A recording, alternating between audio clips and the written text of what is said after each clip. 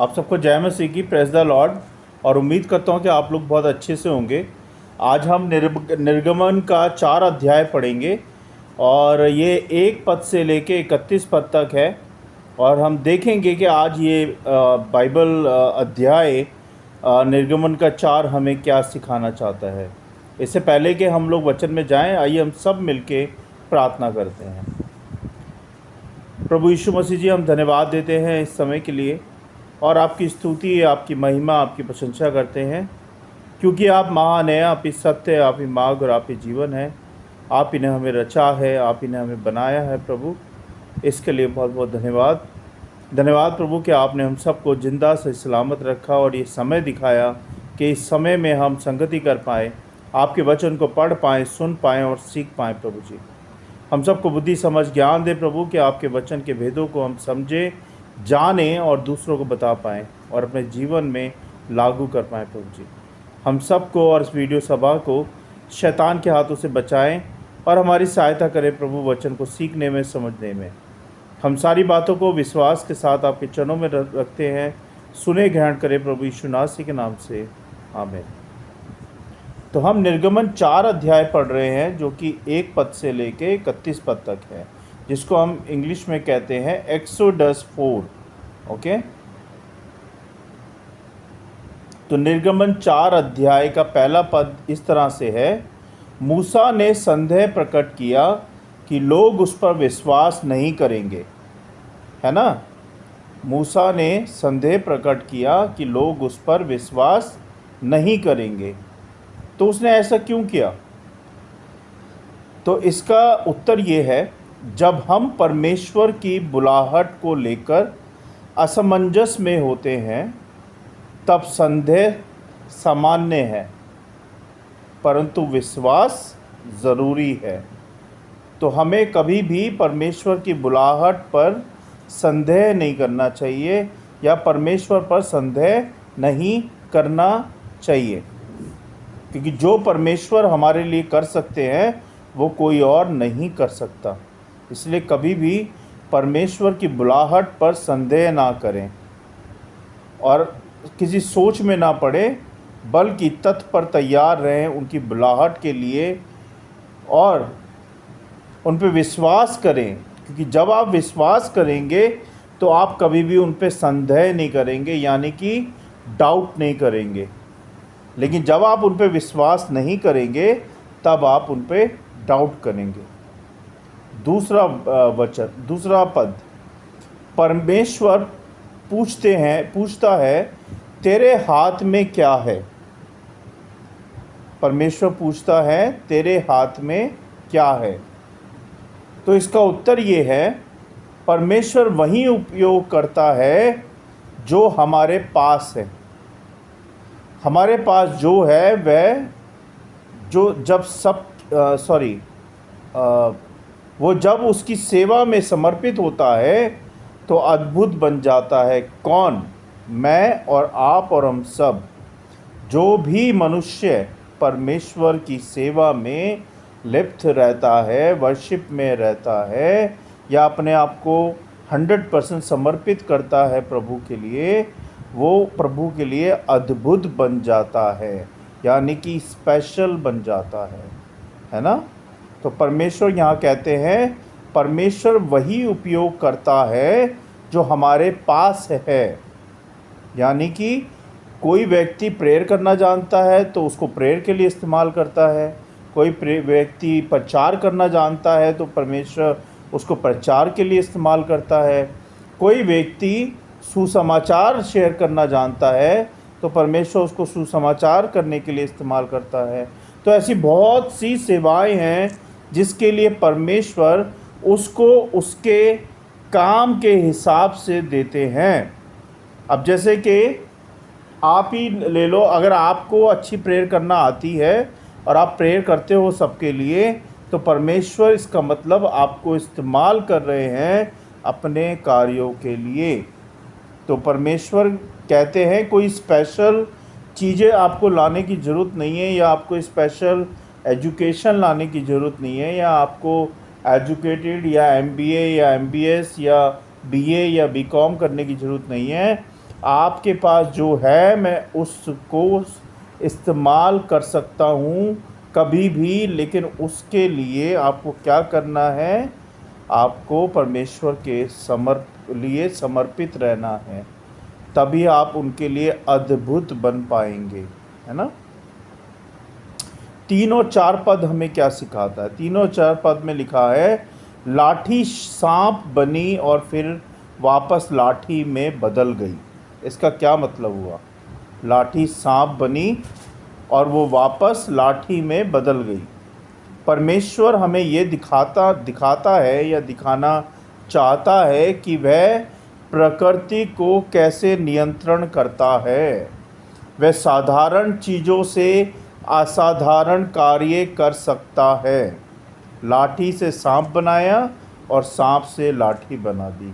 तो ये परमेश्वर का नियंत्रण है, कंट्रोल है, क्योंकि परमेश्वर ने ही सृष्टि को रचा है और परमेश्वर कुछ भी कर सकते हैं। एनीथिंग, उनके लिए कुछ भी इम्पॉसिबल नहीं है। मनुष्य के लिए है, मगर परमेश्वर के लिए कुछ भी इम्पॉसिबल नहीं है।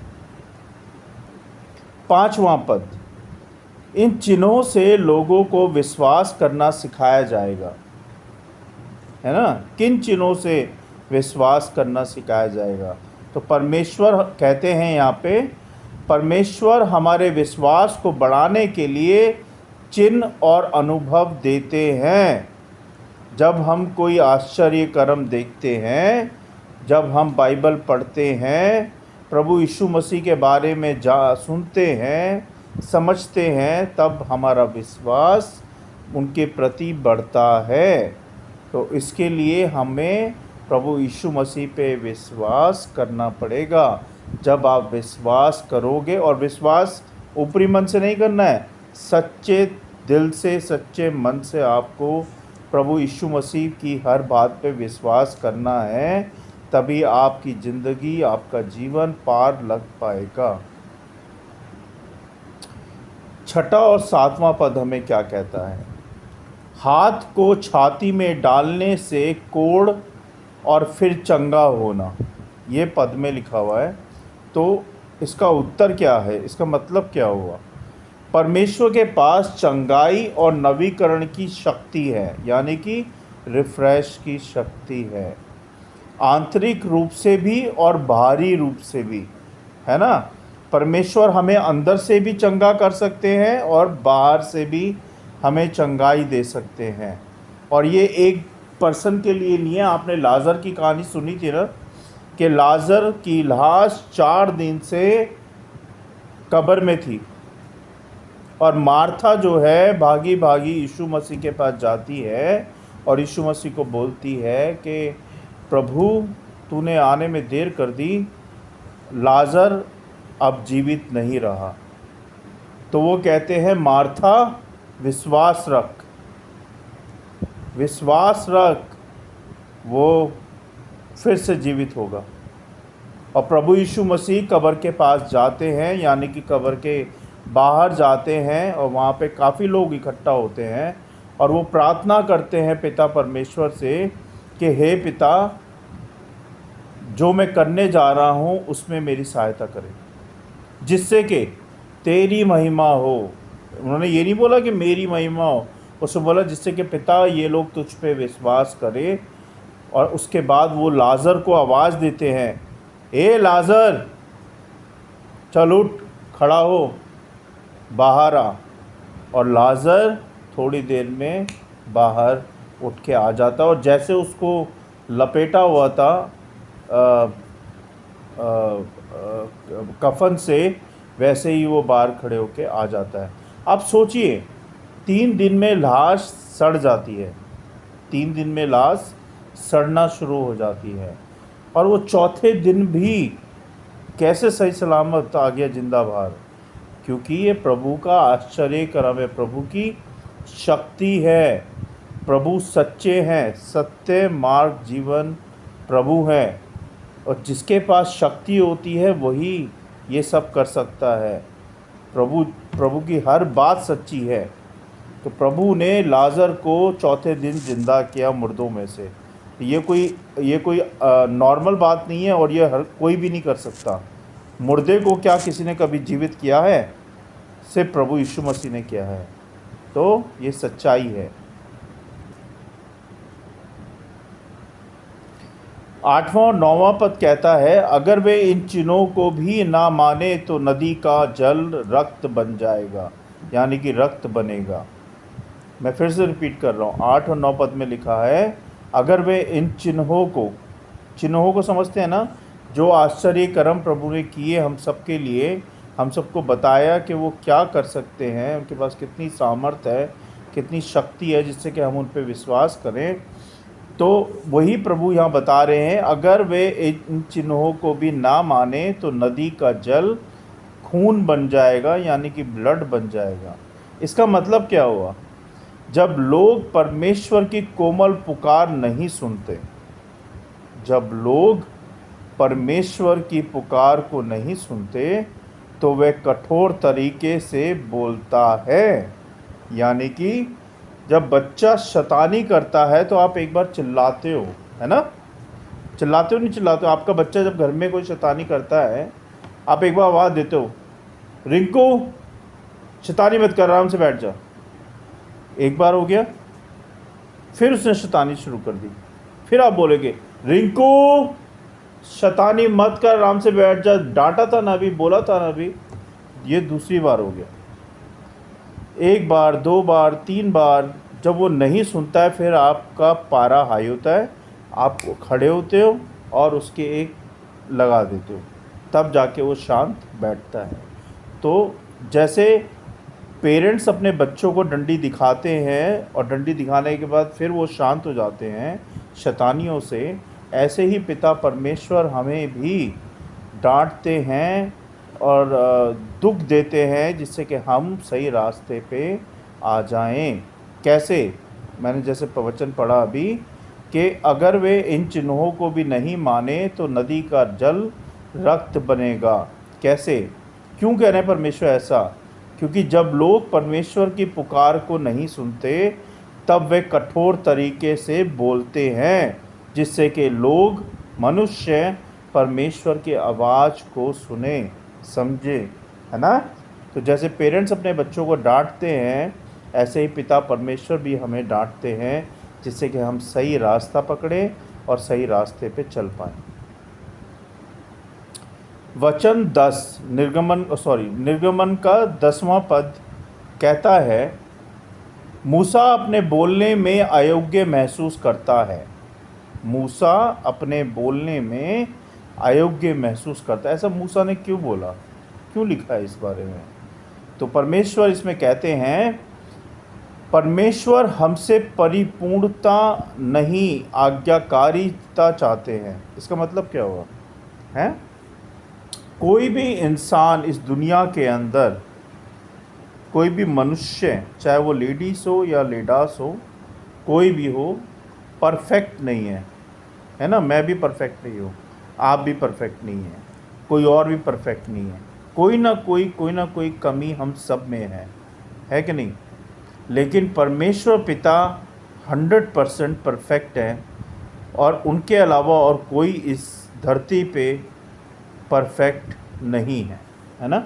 तो यहाँ पे जो मूसा ने बोला कि मैं अयोग्य हूँ, तो उसने ऐसे क्यों बोला कि मैं अयोग्य हूँ, है ना? और यहाँ पे परमेश्वर कहते हैं कि मुझे परफेक्ट बंदे नहीं चाहिए, मुझे पढ़ा लिखा नहीं चाहिए, मुझे अच्छे मैनर्स वाला बंदा नहीं चाहिए, मुझे ऐसा नहीं कि मतलब कई बार लोग बाग अपनी क्वालिफ़िकेशन पे, अपनी एजुकेशन पे, अपने पैसों पे, अपने गाड़ी पे, अपने बंगलों पे, अपनी कोठी पे घमंड करते हैं, है ना?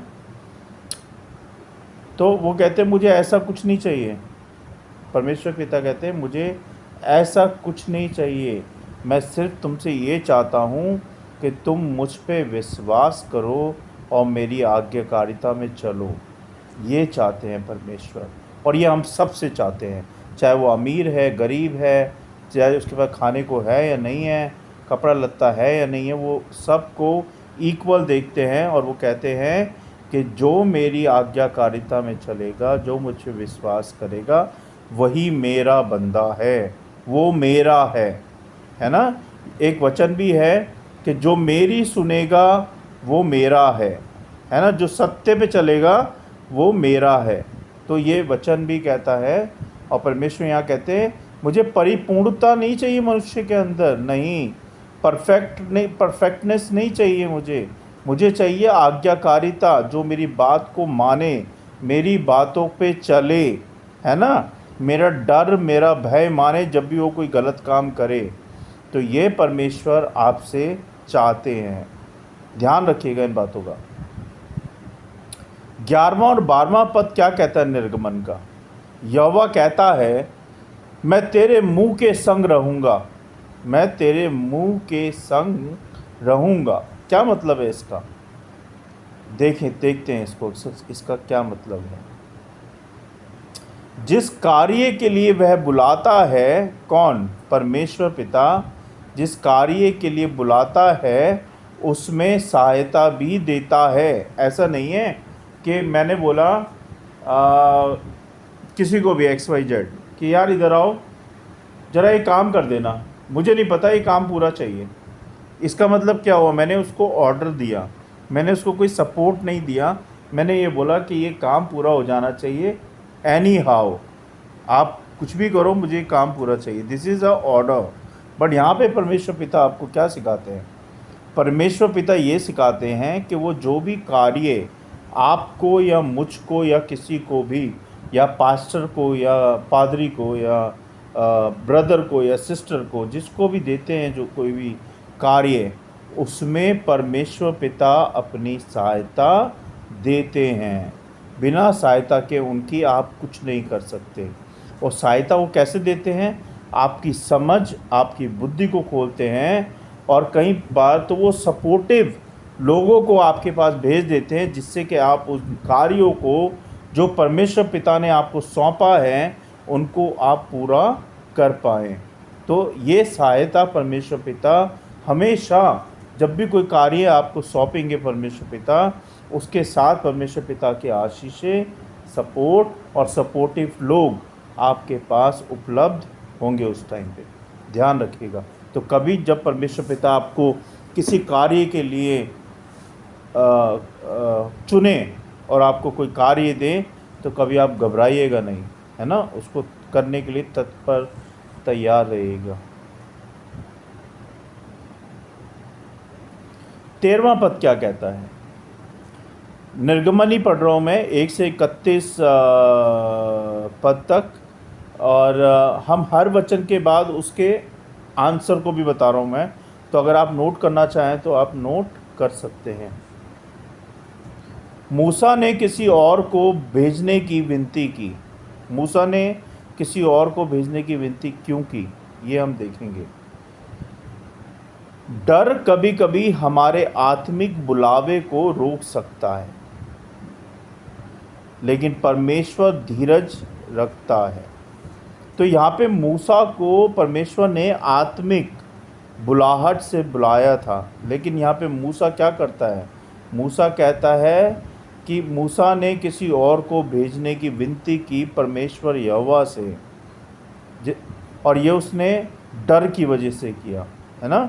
और इसमें लिखा है कि डर कभी कभी हमारे आत्मिक बुलावे को रोक देता है। तो ऐसा आप कभी ना करें, है ना। धीरज रखें, विश्वास रखें, और परमेश्वर पिता जो कार्य आपको दें उसको, वो आपका आत्मिक बुलावा है, यानी कि परमेश्वर की ओर से आपका बुलावा है, और उस कार्य को करें, बल्कि इग्नोर ना करें, मना ना करें। ज़रूरी है उस कार्य को करें और परमेश्वर पिता की आशीषें आप लोग पाएँ। 14 से लेके 16 पद में लिखा है परमेश्वर हारून को साथी के रूप में भेजता है ना। तो हम इसमें हम देखेंगे कि क्यों भेजता है हारून को साथी के रूप में। जब हम डरते हैं, जब मैं और आप, हम सब जब डरते हैं, तो परमेश्वर एक सहायक साथी को भेजता है। जैसे मैंने आपको अभी पहले वचन में भी बताया कि जब भी आप परमेश्वर पिता का कोई कार्य करते हैं तो आपको वो पता नहीं चलेगा, लेकिन आपकी समझ, आपकी बुद्धि को परमेश्वर पिता उस समय खोल देंगे अपने कार्यों को करने के लिए, जिससे कि आप उन कार्यों को संपूर्ण कंप्लीट कर पाएँ।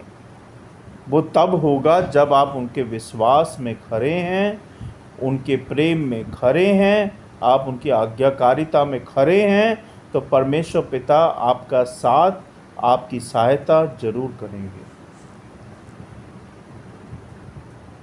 और परमेश्वर पिता कभी आपको अकेला नहीं छोड़ते। एक बात और है ना, कभी भी परमेश्वर पिता आपको अकेला नहीं छोड़ते। ऐसा नहीं है कि मैंने कोई कार्य दे दिया XYZ को और मैंने उसको छोड़ दिया कि भैया 1 घंटे में काम चाहिए, मुझे नहीं पता कैसे करना है, आप करो। तो ऐसे परमेश्वर पिता नहीं करते। परमेश्वर पिता हमेशा कोई कार्य जब देते हैं तो वो अकेला नहीं छोड़ते। परमेश्वर पिता हमेशा साथ होते हैं कि जिससे कि वो कार्य जो परमेश्वर पिता ने आपको सौंपा है उसको आप कंप्लीट कर पाएँ। अगर आपको नहीं आता तो परमेश्वर पिता आपको समझ, बुद्धि, सोचने की शक्ति देते हैं कि आप उस कार्य को ढंग से, बुद्धि के साथ, समझ के साथ कर पाएँ। 17वां पद क्या कहता है? लाठी को साथ ले जाने की आज्ञा दी गई। क्यों लाठी को साथ ले जाने की आज्ञा दी गई? वह साधन जो परमेश्वर देता है वह उसकी शक्ति का उपकरण बनता है ना। तो परमेश्वर पिता ने उसको लाठी दी मूसा को साथ ले जाने के लिए, लेकिन मूसा ने क्या सोचा? वो तो डर गया था, वो तो जाना ही नहीं चाहता था, है ना। तो यहाँ पे परमेश्वर पिता क्या कहते हैं? वे कहते हैं जो वे परमेश्वर पिता साधन आप लोगों को उपलब्ध कराते हैं या मुझे उपलब्ध कराते हैं सेवा के लिए, उनके कार्यों को पूरा करने के लिए, वह उसकी शक्ति का उपकरण बन जाता है। ऐसा नहीं है कि हमें शक्ति के लिए बंदूक चाहिए, तलवार चाहिए या फिर भाला चाहिए, नहीं। जो भी आपके पास है परमेश्वर पिता उसको आपकी शक्ति का उपकरण बना देते हैं, है ना। 18 से 20 पद में लिखा है, मूसा अपने ससुर से अनुमति लेकर मिस्र को चला गया। ऐसा उसने क्यों किया? क्योंकि परमेश्वर पिता ने उसको बोला था।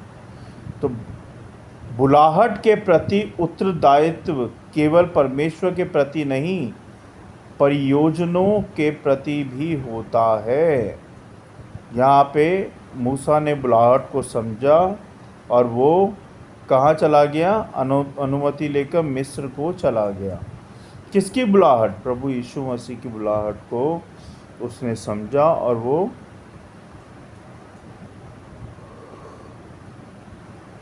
चला गया। और लिखा है इसमें कि बुलाहट के प्रति उत्तरदायित्व केवल परमेश्वर के प्रति नहीं है, परियोजनों के प्रति भी होता है। 21 से 23 पद में लिखा है, फिरौन का मन कठोर होगा, इज़राइल परमेश्वर का पुत्र है।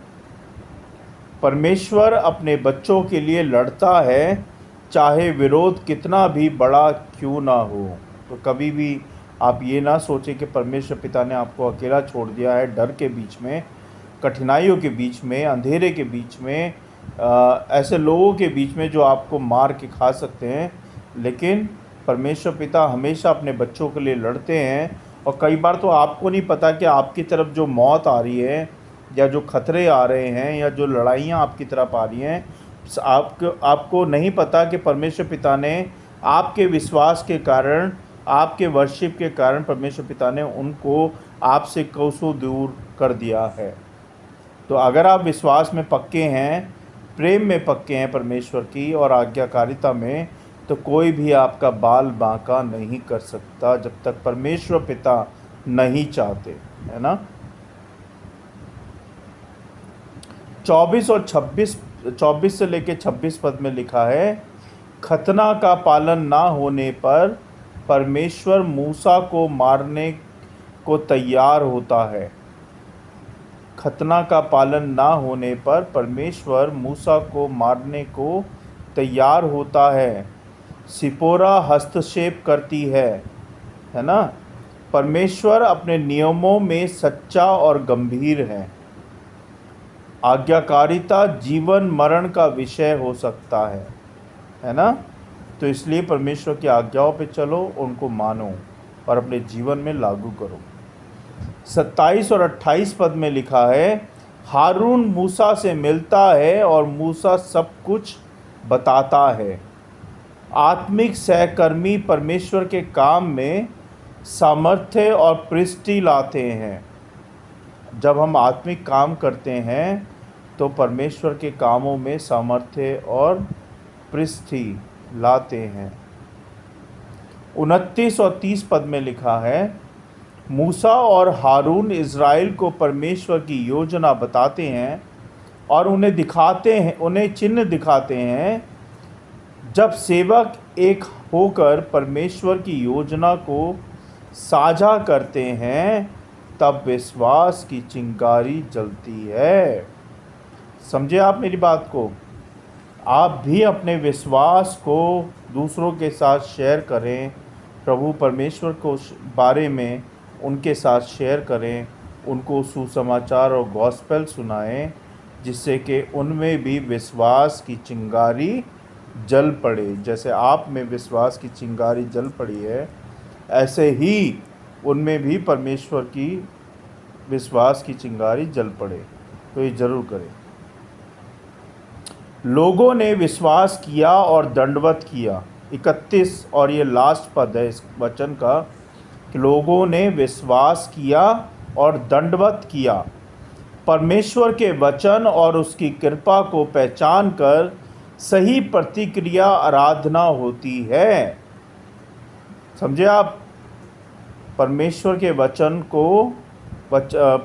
वचन और उसकी कृपा को पहचान कर सही प्रतिक्रिया आराधना होती है।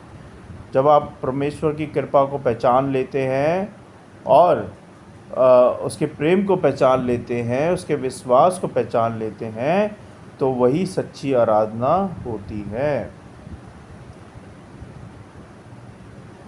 और इसका जो फाइनल निचोड़ है पूरे अध्याय का, 4 निर्गमन 1 से लेकर 31 पद का पूरा निचोड़ हमें ये सिखाता है, परमेश्वर बुलाता है हम सबको, सशक्त करता है और साधन भी देता है।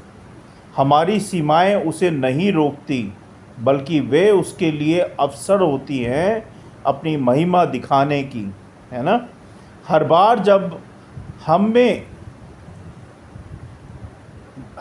जब हम मैं नहीं कर सकता कहते हैं, परमेश्वर कहता है मैं कर सकता हूँ और मैं तेरे साथ हूँ।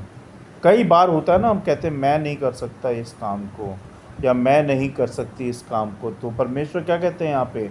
परमेश्वर कह सकते हैं तू नहीं कर सकता तो कोई बात नहीं, मैं कर सकता हूँ और मैं तेरे साथ हूँ, डर मत, है ना।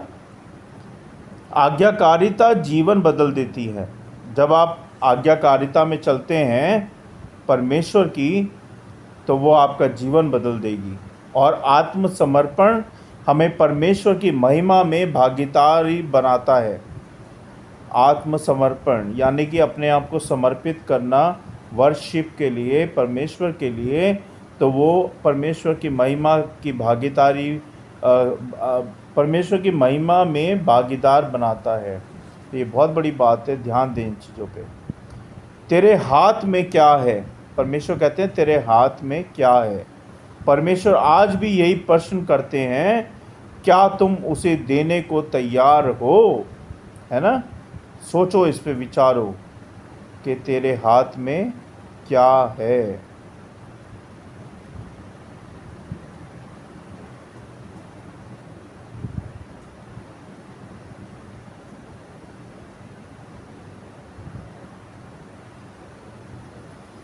पूछते ना परमेश्वर तेरे हाथ में क्या है, तो परमेश्वर यहाँ पे आपको ये कहना चाहते हैं कि परमेश्वर वही उपयोग करता है जो हमारे पास है। हमारे पास जो है वो जब उसकी सेवा में समर्पित होता है तो अद्भुत बन जाता है। यही परमेश्वर आपको और मुझको, हम सबको कहना और समझाना सिखा रहे हैं। परमेश्वर के वचनों को सुने जाने पर और पढ़े जाने पर आशीष दे। उम्मीद करता हूँ कि इन वचनों से आज आप लोगों ने बहुत कुछ सीखा होगा। आइए हम सब मिलके प्रार्थना करते हैं। परमेश्वर पिता, हम धन्यवाद देते हैं इस समय के लिए। हम धन्यवाद देते हैं आपके वचनों के लिए कि आपने हमें सिखाया परमेश्वर पिता कि जब हम आपकी आज्ञाकारिता में, आपके विश्वास में, आपकी सच्चाई में, आपके प्रेम में, आप में भरोसा रखते हैं, भरोसा करते हैं, तो आप हमें उठाते हैं प्रभु जी। आप हमें गिराते नहीं हैं प्रभु, आप हमें उठाते हैं। और कभी भी आप किसी वक्त भी हमें अकेला नहीं छोड़ते प्रभु। जो भी आप हमें कार्य देते हैं प्रभु, उसमें आपकी सहायता हमें देते हैं प्रभु जी कि हम उस कार्यों को कर पाएँ। बहुत बहुत धन्यवाद प्रभु आपके ये सच्चे प्रेम के लिए, सच्चे भरोसे के लिए, सच्ची बातों के लिए बहुत बहुत धन्यवाद प्रभु जी। आज आपने हमें सिखाया प्रभु, अपने वचनों को समझाया, इसके लिए बहुत बहुत धन्यवाद परमेश्वर। धन्यवाद प्रभु वचन को पढ़ने के लिए, वचन को सुनने के लिए, वचन को बताने के लिए, समझाने के लिए बहुत बहुत धन्यवाद प्रभु जी। हम सब की सहायता करें प्रभु कि हम वचन को ना कि सुने बल्कि समझे भी और उनको अपने जीवनों में लागू भी करें और दूसरों को बताने वाले बने प्रभु, उनके साथ शेयर करने वाले बने परमेश्वर, जिससे कि उनके अंदर भी विश्वास की चिंगारी जले। जैसे हमारे अंदर विश्वास की चिंगारी जली है प्रभु, ऐसी उन सब के अंदर भी विश्वास की चिंगारी जल पाए। होने दे प्रभु के इन वचनों के द्वारा, इस वीडियो सभा के द्वारा वो लोग जो मुझे सुन रहे हैं, देख रहे हैं, उन सब में भी आपके विश्वास की चिंगारी जले प्रभु जी। वो सब आप पे विश्वास कर पाएँ प्रभु जी, ऐसा होने दे परमेश्वर। इस वीडियो सभा को, इन वचनों को और हम सबको प्रभु शैतान की शक्तियों से, शैतान की बातों से हम सबको बचाएं और सहायता करें प्रभु कि हम दिन प्रतिदिन आपके वचनों में, आप में, आपकी महिमा में बढ़ते जाएं प्रभु। बहुत बहुत धन्यवाद आज के दिन के लिए, आपके सारे वचनों के लिए, हमारी सहायता के लिए, सिखाने के लिए और सारी बातों के लिए, सारी आशीषों के लिए बहुत बहुत धन्यवाद। हम सबको, इन वचनों को, सारी बातों को आपके हाथों में सौंपते हैं। आप देखें, संभालें प्रभु यीशु नासरी के नाम से, आमीन। बहुत बहुत धन्यवाद प्रभु सारी बातों के लिए, हमें सिखाने के लिए बहुत बहुत धन्यवाद। आप सबको जय मसीह की। God bless you all. Thank you so much कि आपने वचनों को सुना, पढ़ा, समझा। और इन वचनों को सिर्फ पढ़ना ही नहीं है, सुनना नहीं है, बल्कि इनको अपने जीवन में लागू भी करना है और उसके साथ साथ दूसरों को बताना भी है, जिससे कि उनके अंदर भी परमेश्वर के विश्वास की चिंगारी जल उठे। जय मसीह की। God bless you all. मैं पास्टर अमित चौहान, कल फिर मिलेंगे निर्गमन 5 अध्याय के साथ। तब तक के लिए good night. Thank you. God bless you all. Take care. Thank you so much.